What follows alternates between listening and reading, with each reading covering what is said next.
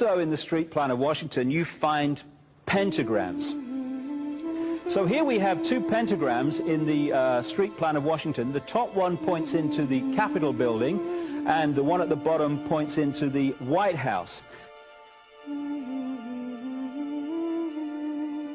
This is a political building, so we're told. In fact, it's a temple to a secret society, built by the Freemasons to a specific design, Congress, the Congress building.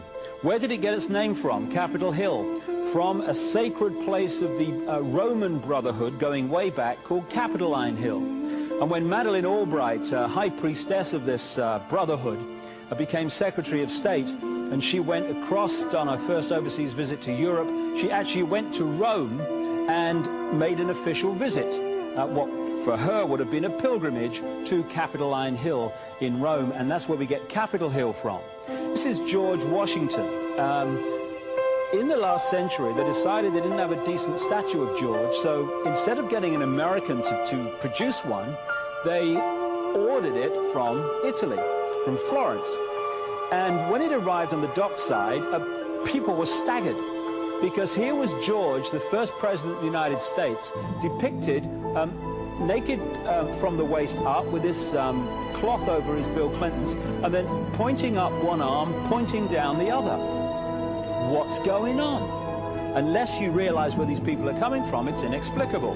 Well, if you just hold that in your mind, arm up, arm down, naked from the waist up, and then Bill Clinton's covered in a piece of cloth, well, this is where it's coming from. This is the ancient depiction of the compilation of the negative force symbol that the Templars worshipped, or the high-level Templars worshipped anyway, called Baphomet.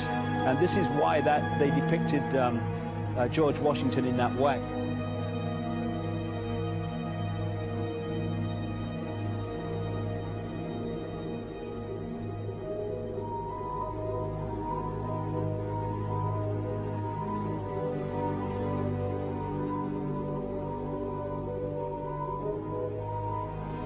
What has come to light is that it's now been, it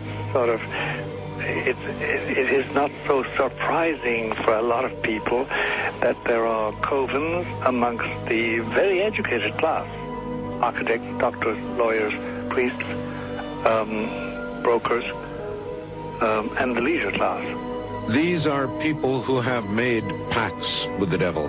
That's right. It's really the best, the more accurate way of describing it would be that they have indulged themselves in the worship of the goat, of the prince, of the serpent, of Satan, of Lucifer, and they lead perfectly normal lives. They're jewel merchants. They travel. They're prominent in their own way, but they do have this indulgence.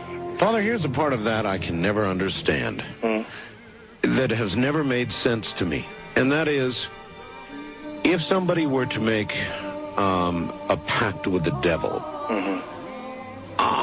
then obviously the implication is if the devil is there to make a pact with them, to make a deal, to make their life, this short mortal life on earth, pleasurable, with money or women or travel, or more interesting, whatever it is they want.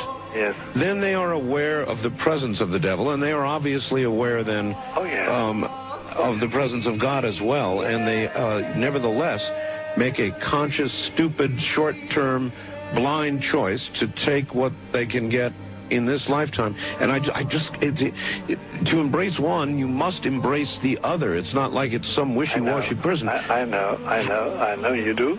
It is a very not easy to understand, except when you talk with them, when they let their hair down and peel grapes, as we say, and when they're on their way to being cured of what or healed is the proper word. You find that there's an exhilaration and a satisfaction which is both sensual and sexual and mental when they really indulge in Luciferian worship. There is a peculiar exhilaration. Like a drug, then? Yes, it's a peculiar exhilaration. And of course, the godly instincts in us all, the angelic in us all, because we all have something angelic and something godly, besides everything else, a lot of other negative things, that is quenched. And you find in them a horror of anything, what we call sacred and holy, or sacrosanct, or the idea of the idea of the sacred, of the awesome.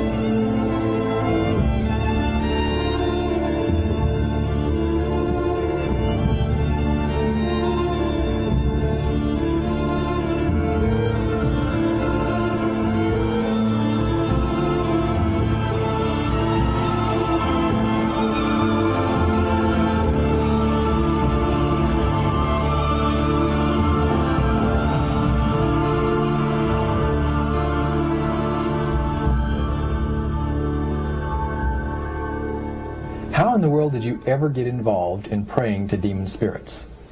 A fellow that had been on a particular ship with me, he told me, "Hey, I got something fantastic to tell you." He said, "I am affiliated with people that speak with the spirits of the dead. How would you like to talk to the spirit of your dead mother?" And I was shocked. I was shocked. He said, "You wouldn't be afraid of talking to the spirit of your dead mother, would you?" Well, I said, "I'll tell you what, I would have to give that some thought, because it's something I never thought about before in my life." Most of us probably haven't. A little afraid of something like that. Well, he says, you know, it's written all over your face. You're afraid of going to a seance. But he says, "I know you. He says, you're going to come."